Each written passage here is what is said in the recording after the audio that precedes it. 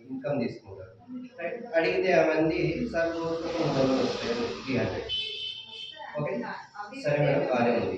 మరి 30 రోజులు పని చేస్తారా అని అడిగి, లేదు సార్ 20 రోజులు చేస్తా, ఒక 10 రోజులు పిల్లలని అదని ఏదైనా ఫంక్షన్ అనేది సరిపోతుంది. అంటే 20 రోజులకి ఎంత వస్తున్నాయి? 6,000 వస్తున్నాయి. మరి మేడం మీరు ఇది డైరెక్ట్ మీరు ఎలా స్టార్ట్ చేశారన్న, లేదు సార్ నేను ఫస్ట్ దీనికోసం నేర్చుకున్నా అండి. ఎన్ని రోజులు టైం పట్టిందండి? 3 నెలలు టైం పట్టింది సార్. రైట్, 3 నెలలు.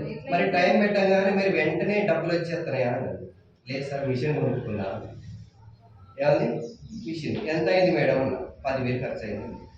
సో మీరు గమనించండి, 6,000 సంపాదన కోసం రైట్ 3 నెలలు ట్రైనింగ్ తీసుకొని 10,000 రూపాయలు పెట్టి మిషన్ తెచ్చుకొని రోజు దాని మీద పని చేస్తే ఎంత అవుతున్నాయి?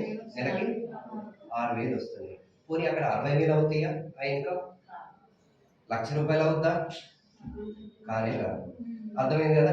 అప్పుడు మీరు గమనించండి, ఈ పని చేసినంత వరకే ఆమెకు డబ్బు వస్తుంది. ఏదన్నా ఒక్కరోజు హెల్త్ ప్రాబ్లం వచ్చో ఏదన్నా ఇబ్బంది వచ్చో చేయకపోతే ఆ డబ్బు రాదు. అర్థమవుతుంది కదా?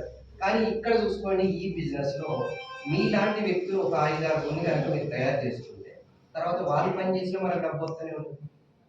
అంటే మనం పని చేయలేని రోజుల్లో కూడా దీని మీద ఇన్కమ్ తీసుకోవచ్చు. అటువంటి అవకాశం. అర్థమైంది కదా? ఇప్పుడు దీనికోసం కొన్ని రోజులు నేర్చుకుంటే తప్పే ఉంది? ఉందా? ఒక 5 నెలలు నేర్చుకుంటే నష్టమా ఏమన్నా? ఒక 5 మంత్స్ నేర్చుకోవడానికి మన టైం పడుతుంది అనుకోండి, ఏం నష్టం ఉంది? రైట్, మనం ఖాళీగా పార్ట్ టైంగా దీన్ని స్టార్ట్ చేసుకున్నాం. అది ఇవాళ ఈ బిజినెస్ అర్థమైంది కదా?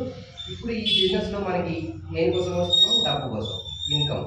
రైట్, ఆ ఇన్కమ్ ఎలా వస్తుంది చూద్దాం. ఇక్కడ మీకు